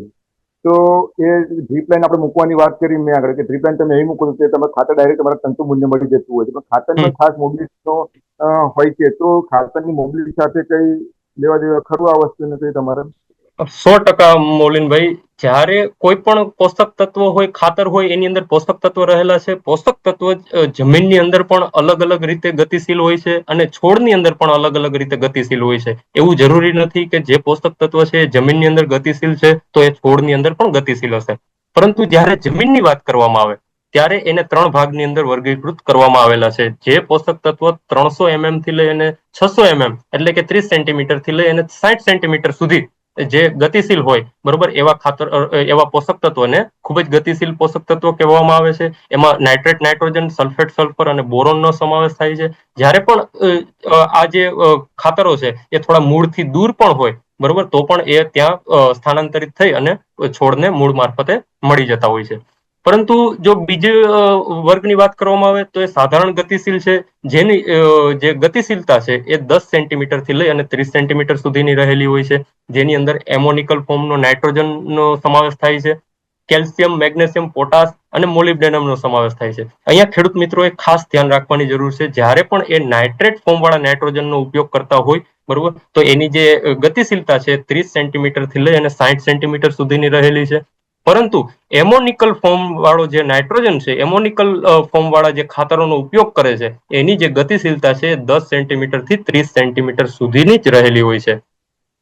ત્યાર પછી જે હલનચલન નથી કરી શકતા એની વાત કરવામાં આવે તો એ ફક્ત ને ફક્ત 5 સેન્ટીમીટર સુધી જ હલન કરી શકે છે, અથવા તો 5 સેન્ટીમીટર કરતા પણ ઓછું હલનચલન કરી શકે છે. એ ગતિશીલ હોય છે. એની અંદર મોટા ભાગના જે સૂક્ષ્મ પોષક તત્વો એનો સમાવેશ થાય છે, અને સાથે સાથે ફોસ્ફરસ એનો સમાવેશ થાય છે. એટલા માટે જ કહેવામાં આવે છે કે જ્યારે પણ ફોસ્ફરસ વાળા ખાતર છે એ આપવાનું થાય ત્યારે એ મૂળની ખૂબ જ નજીક આપવા જોઈએ, જેથી કરી અને એ ફોસ્ફરસ છે એ અલભ્ય સ્વરૂપની અંદર પણ ન ફેરવાઈ જાય અને છોડને મૂળ મારફતે તાત્કાલિક મળી જાય છે. પરંતુ આ જ પોષક તત્વ છે એને જ્યારે છોડની અંદર વાત કરવામાં આવે ત્યારે છોડની અંદર પણ એની ગતિશીલતા અલગ અલગ હોય છે. છોડની અંદર ખૂબ જ ગતિશીલ પોષક તત્વની વાત કરવામાં આવે તો મુખ્ય પોષક તત્વ 3 જેની અંદર નાઇટ્રોજન, ફોસ્ફરસ અને પોટાશનો સમાવેશ થાય છે, અને સાથે સાથે ગૌણ પોષક તત્વનું માનું મેગ્નેશિયમ. આ જે મેગ્નેશિયમ, નાઇટ્રોજન, ફોસ્ફરસ અને પોટાશ છે છોડની અંદર ખૂબ જ ગતિશીલ છે. પરંતુ એની જ્યારે જે પોષક તત્વો ગતિશીલ વધારે હોય છોડની અંદર, ત્યારે એની જે ઉણપના જે ચિહ્નો છે આપણને નીચેના પાન તરફ જોવા મળતા હોય છે. ત્યાર પછી જે સાધારણ ગતિશીલ પોષક તત્વ છે એની અંદર મોટા ભાગના સૂક્ષ્મ પોષક તત્વોનો સમાવેશ થાય છે અને સલ્ફરનો સમાવેશ થાય છે. આ જે પોષક તત્વોની જે ઉણપ છે એ આપણને વચ્ચેના પાન અથવા તો થોડા ઉપરના પાન તરફ જોવા મળતી હોય છે. ત્યાર પછી જે છોડની અંદર સ્થિર પોષક તત્વો છે એની અંદર કેલ્શિયમ અને બોરોનનો સમાવેશ થાય છે. એટલા માટે જ કહેવામાં આવે છે કે જ્યારે પણ કોઈ પણ વસ્તુનો સ્પ્રે કરવામાં આવે, એમાં ખાસ કરીને કેલ્શિયમ અને બોરોનનો, તે છોડની અંદર ઉપરથી નીચેનું એનું ગતિશીલ નથી હોતું. એ હંમેશા કેલ્શિયમ છે એ છોડની અંદર નીચેથી ઉપર તરફ જાય છે. એટલે કેલ્શિયમ અને બોરોન છે એ ડબલ ડ્રીપ મારફતે જો આપવામાં આવે તો એ ખૂબ જ છોડની અંદર ગતિશીલ હોય છે, જેથી કરી અને આપણે સારા એવા પરિણામ મળી શકે છે. જો આમાં ખાસ એક નજર કરવામાં આવે તો નાઇટ્રોજન અને પોટાશને છોડી એક તો ખાસ કરીને ફોસ્ફરસ છે એ જમીનની અંદર ગતિશીલ નથી, પરંતુ છોડની અંદર ગતિશીલ છે. ત્યાર પછી જે ઝિંક છે એ છોડની અંદર ગતિશીલ છે, પરંતુ જમીનની અંદર ગતિશીલ નથી. ત્યાર પછી જે કેલ્શિયમ છે એ જમીનની અંદર ગતિશીલ છે, પરંતુ છોડની અંદર ગતિશીલ નથી. એટલે જો આ આપણને ખબર હોય તો આપણને ખાતરની જે આપણે આપતા હોઈએ, બરોબર, તો આપણે જે ખાતરના જે 4 સિદ્ધાંત છે મૌલિનભાઈ, કે જે યોગ્ય માત્રાની અંદર, યોગ્ય સમયે, યોગ્ય પદ્ધતિ વડે અને યોગ્ય તબક્કાએ જે ખાતર આપવું જોઈએ, બરોબર, એ આપીએ તો છોડની અંદર પોષક તત્વનો કાર્યક્ષમ ઉપયોગ છે આપણે લઈ શકીએ છીએ. આની કે ગતિશીલતાની તાપમાન ઉપર આપણે અસર થતી હોય છે, વત્તા રિજ્યુસ્ટિયર બાબતે આપનું શું કહેવું છે? કારણ કે તાપમાનની પણ અસર થતી હોય છે મોબિલિટીની. 100% આપણે બહુ સરસ પ્રશ્ન છે. આપણે હમણાં થોડી વાર પહેલા મેં કીધું હતું કે જ્યારે છંટકાવ વાળા ખાતરોનો છંટકાવ કરવાનો આવે ત્યારે સવારની અંદર સ્પ્રે કરવો જોઈએ અથવા તો સાંજના સમયની અંદર છંટકાવ કરવો જોઈએ, કારણ કે એની જે તાપમાનની અસર છે એ ખૂબ જ અગત્યની રહેલી હોય છે. જ્યારે સામાન્ય રીતે જે વાતાવરણનું તાપમાન હોય છે એના કરતા જે જમીનનું તાપમાન છે એ 2 થી 3 ડિગ્રીની તફાવતમાં રહેતું હોય છે, બરોબર. તો જ્યારે પણ જમીનનું જે તાપમાન છે એ 18 થી લઈ અને 30 ડિગ્રી સેન્ટીગ્રેડની વચ્ચે હશે ત્યારે જ મોટા ભાગના જે પોષક તત્વ છે એ શોષણ થશે. જ્યારે પણ 15 ડિગ્રી સેન્ટીગ્રેડ કરતા તાપમાન ઓછું જાય છે ત્યારે, અથવા તો 35 ડિગ્રી સેન્ટીગ્રેડ કરતા તાપમાન વધારે જાય છે, બરોબર, ત્યારે જે છોડ છે એના જે મૂળ છે એ સ્ટ્રેસમાં આવી જાય છે અને છોડ છે એ પોષક તત્વને શોષણ કરી શકતા નથી. અને ખાસ કરીને એમાં ફોસ્ફરસ છે એ 15 ડિગ્રી સેન્ટીગ્રેડ થી નીચે શોષણ નથી થઈ શકતું. અને જ્યારે પણ ઘણા બધા ખેડૂત મિત્રોનો સવાલ હોય છે કે શિયાળાની અંદર અમારો જે છોડ છે એનો જે ગ્રોથ છે એ ખૂબ જ ઓછો થાય છે, અથવા તો એવું લાગે છે કે ગ્રોથ અટકી ગયો હોય, બરોબર. તો જ્યારે ટેમ્પરેચર છે 18 થી 30 ની વચ્ચે હોય અને જો યોગ્ય પોષક તત્વ આપવામાં આવે, બરોબર, તો આપણને સારામાં સારા પરિણામ મળી શકે છે. હવે તમે જે બીજો પ્રશ્ન કર્યો કે છોડની અંદર રાઇઝોસ્ફિયરનો વિસ્તાર શું છે, તો મૌલિનભાઈ, જે રાઇઝોસ્ફિયરનો જે વિસ્તાર છે એ છોડના મૂળની આસપાસનો એવો વિસ્તાર છે કે જ્યાં મૂળ અને સૂક્ષ્મ જીવો બંને ભેગા મળી અને પોષક તત્વને ઉપલબ્ધ કરાવવાનું, લભ્ય કરાવવાનું કામ કરે છે.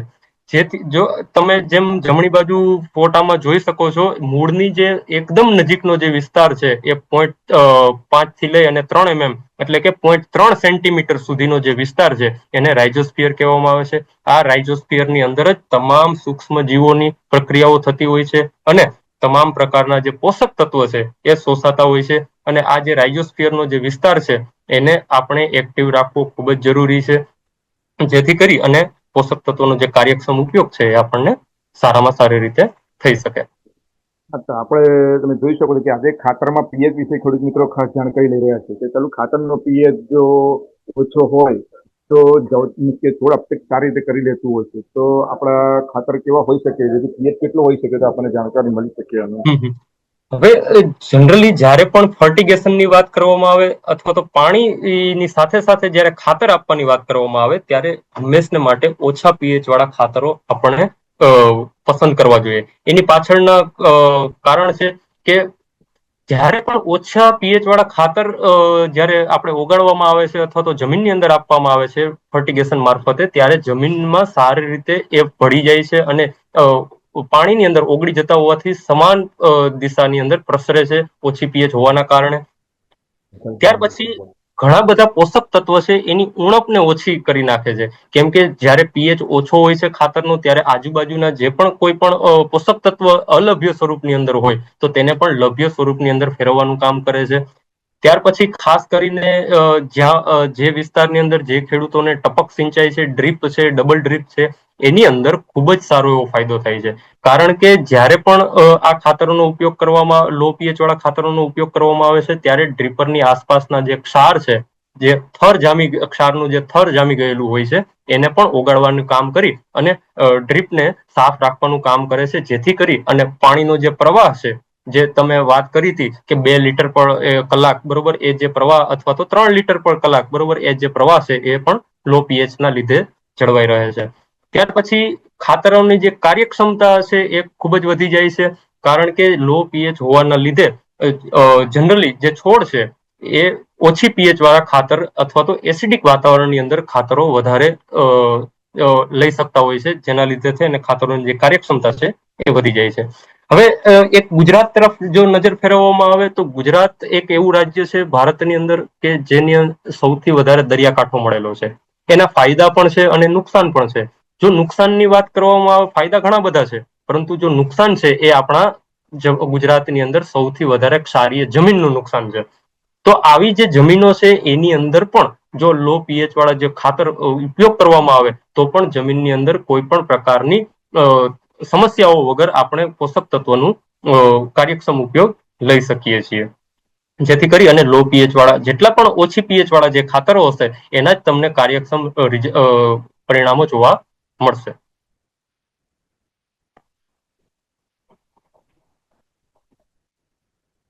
ત્યાર પછી આ જે ખાતરો છે, એક બેરલની અંદર ઘણા બધા ખેડૂત મિત્રોનો એ પણ સવાલ હોય છે કે એક બેરલની અંદર કેટલા કિલો ખાતર ઓગાળી શકાય. તો ખેડૂત મિત્રો, આ જેટલા પણ ખાતરો આવે છે બરોબર, એની જે દ્રાવ્યતા છે એના ઉપર એક બેર અને એની જે ખાતરની જે પીએચ છે એનો ખૂબ જ આધાર રહેલો હોય છે.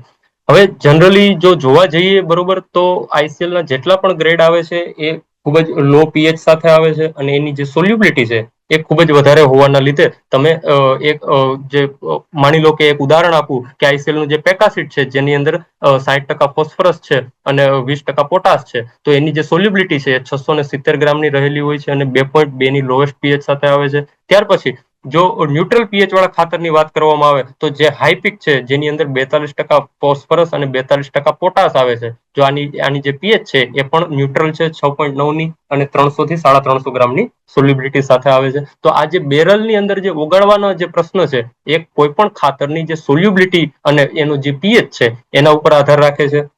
તો આ બંને વસ્તુને આપણે ધ્યાનમાં રાખી અને બેરલની અંદર ખાતર ઉગાડવા જોઈએ.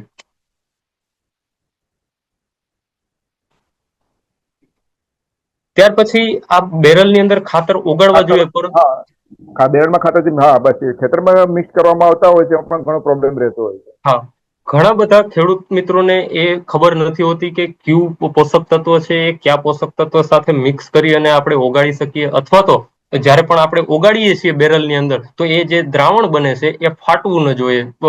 દૂધ જેમ આપણે દૂધની અંદર છાશ નાખીએ અથવા તો છાશની અંદર થોડું દૂધ નાખી દઈએ તો ફાટી જાય છે, એવું ન થવું જોઈએ, જેથી કરી અને આપણું જે ડ્રીપર છે એ પણ બ્લોક ન થવું જોઈએ. પરંતુ જ્યારે નાઇટ્રોજન વાળા જે ખાતરો છે એ લગભગ મોટા ભાગના પોષક તત્વો અથવા તો બીજા ખાતરો સાથે મિક્સ થઈ જતા હોય છે, પરંતુ જ્યારે ફોસ્ફરસ વાળા જેટલા પણ ખાતરો છે બરોબર, એ એ ક્યાંક ને ક્યાંક સૂક્ષ્મ પોષક તત્વ જેની અંદર ઝીંક છે, આયરન છે, મેંગેનીઝ છે અને મેગ્નેશિયમ છે, એની સાથે દ્રાવ્યતામાં ક્યાંક ને ક્યાંક તકલીફ અનુભવતા હોય છે, જેથી કરી અને એ સરખી રીતે દ્રાવ્ય નથી થતા હોતા. અને જો આમાં ખાસ કરીને કેલ્શિયમ નાઇટ્રેટની વાત કરવામાં આવે તો એ મોટા ભાગના ખાતરો સાથે અદ્રાવ્ય છે. દાખલા તરીકે પોટેશિયમ સલ્ફેટ છે, એમોનિયમ સલ્ફેટ છે, અથવા તો જેટલા પણ માઇક્રો ન્યુટ્રિયન્ટ વાળા જે સલ્ફેટ વાળા જે ખાતરો છે એની અંદર પણ એ ઓગળવામાં તકલીફ કરતું હોય છે, જેને આપણે બેરલની અંદર કેલ્શિયમ નાઇટ્રેટને બીજા કોઈ પણ ખાતર સાથે મિક્સ ન કરવું જોઈએ. પરંતુ જ્યારે કેલ્શિયમ નાઇટ્રેટ અને બીજા બોરોન જ્યારે આપવાની વાત આવે ત્યારે આપણે બંનેને મિક્સ કરી શકીએ છીએ, પરંતુ એ જે બેરલની અંદર સૌપ્રથમ આપણે કેલ્શિયમ નાઇટ્રેટ ઓગાળી શકીએ અને બીજી બાજુ આપણે બોરોન ઓગાળી અને બંનેને મિક્સ કરી અને આપણે આપી શકીએ છીએ. બાકી જેટલા પણ ફોસ્ફરસ આધારિત જે ખાતરો છે એને બીજા સૂક્ષ્મ પોષક તત્વ સાથે ભેળવવા ન જોઈએ, જેથી કરી અને આપણે કોઈ પણ સમસ્યાનો સામનો ન કરવો પડે. સરસ ભરતભાઈ, આ બહુ ઇમ્પોર્ટન્ટ ટોપિક છે, કારણ કે ખેડૂત મિત્રોને આના વિશે ખ્યાલ જ નથી કે કયા ખાતરો મિક્સ કરી શકાય છે. કે બને આપણે જાણકારી આપતા રહીએ છીએ, બધે સુધી પહોંચતી હોતી નથી. જો ખેડૂત મિત્રો આનો લાભ લે તો એમને ડ્રીપ બ્લોકઅપ થવાની સમસ્યા ખૂબ જ ઓછી રહેતી હોય છે. 100% મૌલિનભાઈ. અને આ જે ડ્રીપ લાઇન બ્લોક થઈ જતી હોય છે, બરોબર, એના લીધે ખેડૂત મિત્રોને ક્યાંક ને ક્યાંક પ્રેશર વધી જવાના લીધે થઈ અને ડ્રીપ લાઇન ફાટી પણ જતી હોય છે. તો જો આ એક સ્લાઇડને જો સરખી રીતે સમજી લેવામાં આવે તો ખેડૂત મિત્રોને ખર્ચની અંદર પણ ઘણો ફાયદો જોવા મળે છે અને પોષક તત્વ જે ખાતરની અંદર જે ખર્ચ કરે છે એની અંદર પણ સારો એવો ફાયદો જોવા મળે છે. ઓકે, હવે સમય તો આપણી પાસે ઘણો થઈ ગયો છે, તો છેલ્લો એક જાણકારી ખેડૂત મિત્રને જોઈએ છે કે કેળની અંદર કઈ એની અવસ્થા મુજબ કયા કયા ખાતરનો સ્પ્રે કરી શકાય. તો એ બાબતે સ્પ્રે બાબતે એની અવસ્થા મુજબ જો કરવામાં આવે તો રિઝલ્ટ સારું મળે, તો એ વિશે થોડી જાણકારી. કેળની અંદર કોઈ પણ પાક હોય મૌલિનભાઈ, એની અંદર છંટકાવ વાળા ખાતરોનો ઉપયોગ અવશ્ય કરવો જોઈએ, જેથી છેલ્લા ઘણા 2-5 વર્ષ ત્યાં આપણને ખાતર છંટકાવ માટેના જે ખાતરો છે એની અંદર પણ ખૂબ જ જાગૃતતા આવી છે. અને આ જો છંટકાવ વાળા જે ખાતર છે એની જરૂર શું કામ પડે છે અને એની પાછળના ફાયદા શું છે? કેમ કે કોઈ પણ છોડને આપણે તાત્કાલિક જ્યારે રિઝલ્ટની જરૂર હોય અથવા તો કોઈ પણ છોડ છે એ સ્ટ્રેસની અંદર હોય અને આપણને તાત્કાલિક એની નિવારવા માટે એને છંટકાવ કરવો પડે છે. ત્યાર પછી એ પોષક તત્વ છે એ વાયુરંધ્ર મારફતે તાત્કાલિક છોડને મળે છે, જેના લીધે થઈ અને આપણે સારા એવા ફાયદા જોવા મળે છે. પરંતુ ઘણા બધા ખેડૂત મિત્રો આજે જે છંટકાવ કરે છે એ સામાન્ય ખાતરોનો છંટકાવ કરે છે, જેમ કે 19-19-19 હોય, MKP હોય, MAP હોય અથવા તો 0050 હોય. આવા બધા જે ખાતરોનો સ્પ્રે કરે છે, છંટકાવ કરે છે, ત્યારે જો પાનની સપાટીને બારીકાઈથી જોવામાં આવે તો એ મોટા મોટા બિંદુઓ સ્વરૂપે ફેલાયેલું જોવા મળે છે. અને પરંતુ જે આજકાલની જે નવી ટેકનોલોજી છે F31 ટેકનોલોજી, કે જે ઇઝરાયલ દેશની અંદર બેન ગુરિયન યુનિવર્સિટી દ્વારા વિકસાવેલી છે, અને આ જો 41 ટેકનોલોજી સાથે જે આવતા ગ્રેડ છે એનો જો છંટકાવ કરવામાં આવે તો તમે જોઈ શકો છો પાનની સપાટી ઉપર એકદમ નાના નાના બિંદુઓ સ્વરૂપે પ્રસરી જાય છે. અને જો સાયન્સની ભાષામાં કહીએ તો જેમ બિંદુની સપાટી બિંદુ નાનું, એવી જ રીતે તમારા છોડનો જે પાનનો જે વિસ્તાર છે એ વધારે કવર કરશે, વધારે સ્પ્રેડ થશે. અને સાથે સાથે આ જે 41 ટેકનોલોજી છે એ ટ્રિપલ એક્શન સાથે આવે છે, જેની અંદર સ્પ્રેડર રહેલું છે. જ્યારે પણ નોઝલમાંથી આ ખાતરનો સ્પ્રે થાય છે ત્યારે એક જ બિંદુને હજારો બિંદુની અંદર પરાવર્તિત કરી અને પાનની સપાટી ઉપર સ્પ્રે થાય છે. અને આ ખાતરની અંદર સ્પ્રેડર હોવાના લીધે પાનની ઉપરની જે સપાટી છે અને નીચેની જે સપાટી છે એને પણ સમગ્રપણે સંપૂર્ણપણે આવરી લે છે. ત્યાર પછી આ જે ખાતર છે એની અંદર સ્ટીકર પણ આવે છે. જ્યારે પણ વધારે વરસાદ હોય અથવા તો વધારે પવન જેવી પરિસ્થિતિ હોય ત્યારે આ જે સ્ટીકર છે એ ખાતરને અથવા તો કોઈ પણ દવા સાથે મિક્સ કરીને આપવામાં આવે, બરોબર, તો તેને ધોવા નથી દેતું. અને આ જે ખાતર છે, આ જે 41 ટેકનોલોજી છે એ એની અંદર હ્યુમિકટન્ટ પણ એડ કરેલું છે. અને હ્યુમિકટન્ટ હોવાના લીધે થઈ અને જ્યારે પણ પર્ણ ઉપર જ્યારે આનો સ્પ્રે થાય છે ત્યારે વાયુતંત્ર તરત જ ખુલી જાય છે, જેના લીધે થઈ અને કોઈ પણ પોષક તત્વ છે એ છોડને તાત્કાલિક ધોરણે મળતા હોય છે. હવે જેમ આપણી જીવનચક્રની જેમ મનુષ્યનું જીવનચક્ર છે 4 અવસ્થાઓની અંદર રહેલું છે, એવી જ રીતે જે છોડ છે એને પણ 4 અવસ્થાની અંદર આપણે વર્ગીકૃત કરી શકીએ. એની અંદર સૌથી જે પહેલી અવસ્થા છે સ્ટાર્ટર, જે નામ ઉપરથી જ આપણને ખબર પડે કે સ્ટાર્ટ કરવાની છે વાનસ્પતિક વૃદ્ધિ દરમિયાન. એ જે ખાતર છે એ સ્ટાર્ટર છે 11-36-24 કરીને.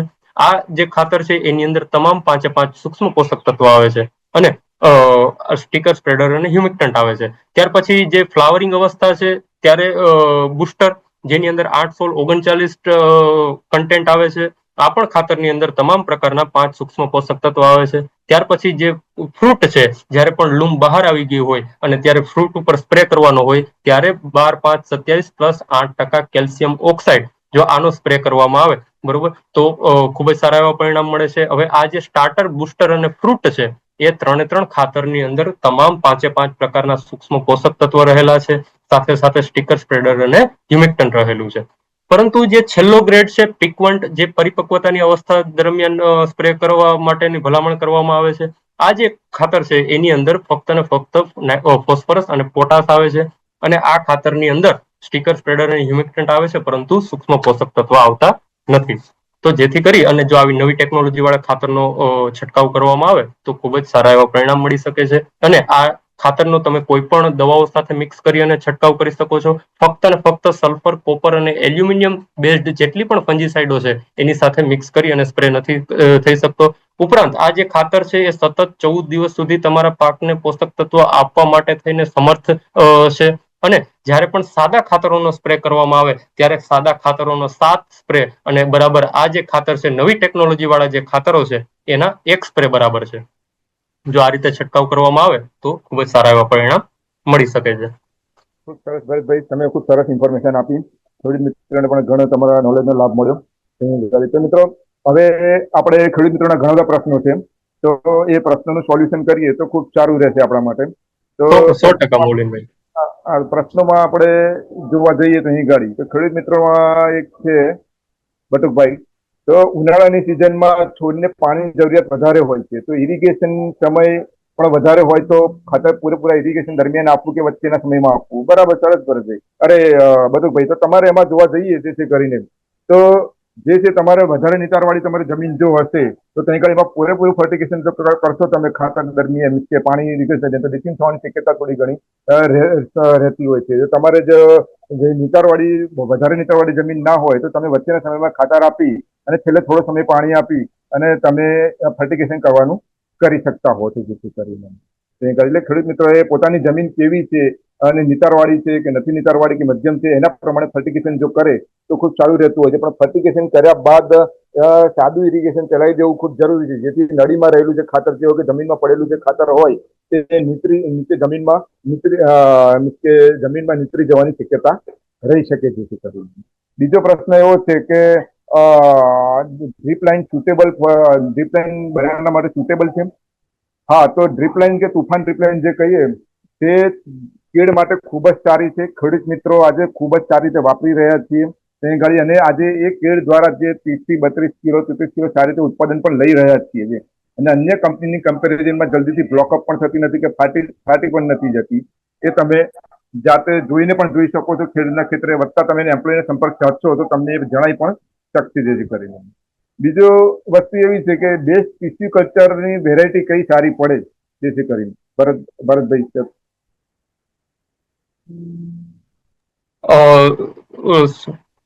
ગુજરાતની અંદર લગભગ ઘણી બધી કંપનીઓ છે, બરોબર, જેની અંદર જૈન ઇરિગેશન છે, ત્યાર પછી રાઇઝ એન્ડ સાઇન છે, HU ગુગલે કરીને છે, બરોબર, GNFC છે, બરોબર. એની જો કોઈ પણ વેરાયટીઓ લેવામાં આવે અને જે તે વિસ્તારને ધ્યાનમાં રાખી અને જો એક ખેડૂત મિત્રને આજુબાજુના જે વિસ્તારની અંદર જે વેરાયટીઓ સારી રીતે સક્ષમ હોય, બરોબર, એ વેરાયટીની પસંદગી કરી શકે છે. અને જ્યારે પણ વેરાયટીની જ્યારે પસંદગી કરવાની આવે ત્યારે આગ્રહ એવો રાખીએ કે ટીસ્યુના જે છોડ છે એને આપણે આગ્રહ રાખીએ, જેથી કરી અને એમાં જે બીજા કોઈ પણ રોગ છે, બરોબર, અથવા તો વિષાણુ મુક્ત છોડ આપણને મળી શકે.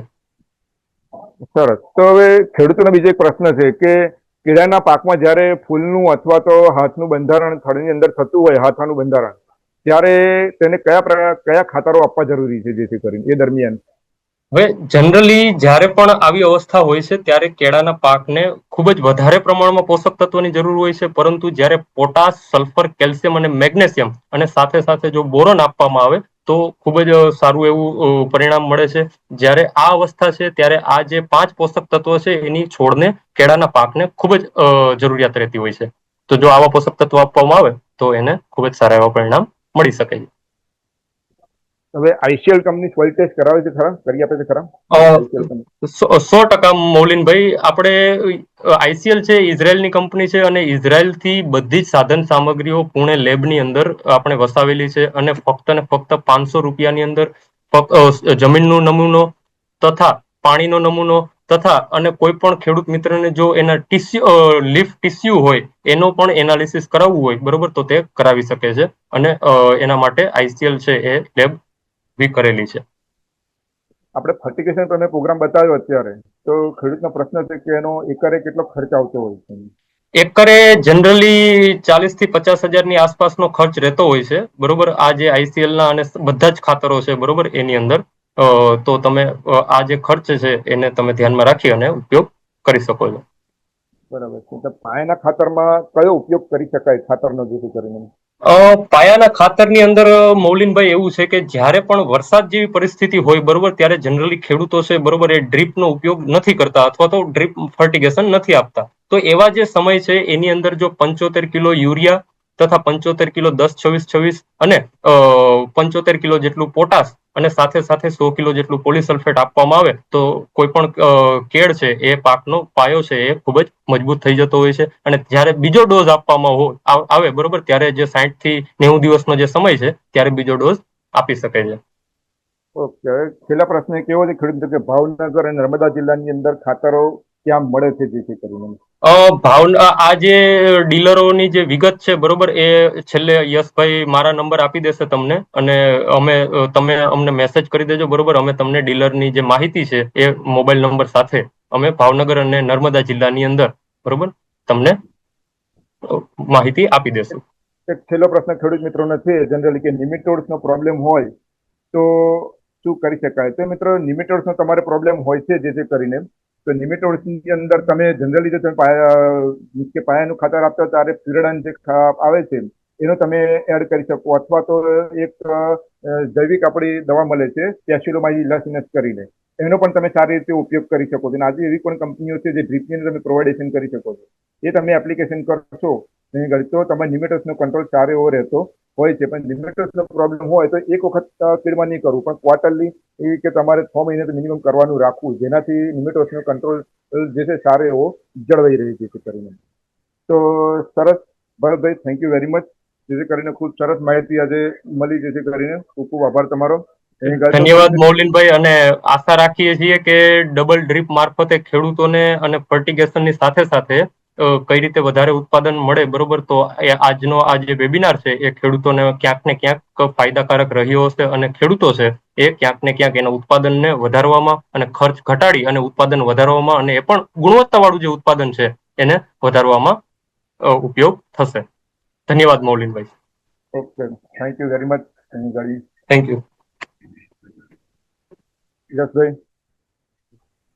તો ખૂબ ખૂબ આભાર ભરતભાઈ તથા મોલિનભાઈ, કે જેને ખૂબ આવો સરસ માર્ગદર્શન વાળો વેબિનાર આપ્યો, કે જેમાં ખેડૂતોના ફાયદાની વાત હતી, કે જેમ કે મતલબ કેળાના પાકમાં કેવી રીતે ઉત્પાદન વધારી શકાય ફર્ટિગેશન સાથે ડબલ ડ્રીપ નાઇટ. તો આ બહુ ખૂબ જ મતલબ જરૂરી વેબિનાર હતો અને ખૂબ ઉપયોગી વેબિનાર હતો. અને ખેડૂત મિત્રોને પણ ખૂબ ખૂબ આભાર કે મતલબ તેને આટલી શાંતિથી અમે લોકોને સાંભળ્યા, એ બદલ ખૂબ ખૂબ આભાર. હવે આપણે ભરતભાઈનો તમારે કોન્ટેક્ટ કરવો હોય તો તેનો નંબર હું અત્યારે બોલું છું, તમે અત્યારે બધા ફાર્મર વિનંતી છે કે તે લખી લે. નંબર છે 95 74 74 92 75. હજી એકવાર બોલું છું, 95 74 74 92 75. બીજો ભરતભાઈનો એક ટોલ ફ્રી નંબર છે કે જે એના કંપનીનો ટોલ ફ્રી નંબર છે, તે પણ તમે નોટ કરી શકો. 88 061 85 195. 88 061 85 195. અને જો તમારે નેટાફિમમાં કોઈ કસ્ટમર કેરની નંબર જોતો હોય તો અત્યારે હું ચેટ બોક્સમાં નાખું છું, તમે એમાં અમને ડાયરેક્ટ કોન્ટેક્ટ કરી શકો છો. અને વધુ માહિતી માટે જે નંબર આપ્યા છે તેમાં તમે કોન્ટેક્ટ કરી શકો છો. તો ખૂબ ખૂબ આભાર, ખૂબ ખૂબ ધન્યવાદ બધાને. હવે આપણે અહીંયા આ વેબિનાર પૂર્ણ કરીએ છીએ અને અમે આશા રાખીએ છીએ કે આ વેબિનાર તમને ખૂબ ઉપયોગી બન્યો હશે. અને અમે એવી પણ આશા રાખીએ છીએ ખેડૂત મિત્રોને કે તમે પણ આમાં જે માર્ગદર્શન છે તે મુજબ તમે આગળ વધશો. થેન્ક યુ ભરતભાઈ, મોલિનભાઈ, થેન્ક યુ ખેડૂત મિત્રો. નમસ્કાર. Thank you. ધન્યવાદ મૌલિનભાઈ, યશભાઈ, ધન્યવાદ. Thank you.